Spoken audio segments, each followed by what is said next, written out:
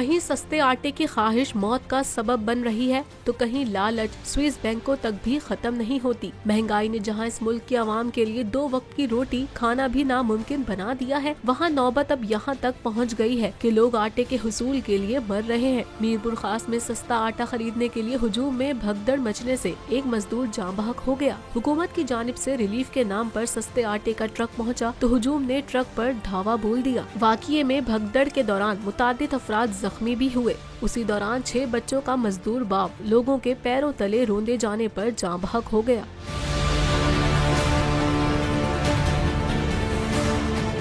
इस अफसोसनाक वाक़ये के बाद वहां मौजूद लोगों में शदीद गम और गुस्से का इजहार करते हुए लाश को प्रेस क्लब के सामने रखकर एहतजाज किया गया। अवामी लीग के रहनुमा शेख रशीद ने भी हुकूमत को तनकीद का निशाना बनाते हुए अपने ट्विटर अकाउंट पर लिखा कि 2 वक्त की रोटी के लिए पहली शहादत मीरपुर खास में हो गई है। अब महंगाई की जगह ठुकाई मार्च हो सकता है। इनका मजीद कहना था कि काबीना एक आटे का थैला नहीं दे सकी। 100 दिनों में इलेक्शन शेड्यूल देना होगा वरना तबाही है।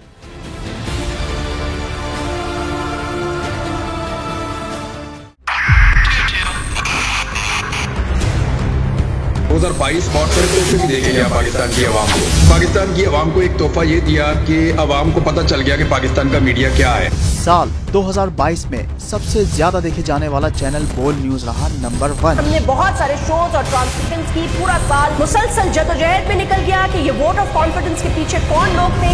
तोड़े रेटिंग के सभी रिकॉर्ड। सोशल मीडिया पर भी सबसे ज्यादा तेजी से 2.4 बिलियन व्यूज का संगे मील अबूर किया। एंकर्स को भी आवाम में सबसे ज्यादा मकबूलियत मिली और सोशल मीडिया पर भी बोल रहा सब पर भारी। सब्सक्राइब करें और बेल दबाएं ताकि कोई खबर रह न जाए।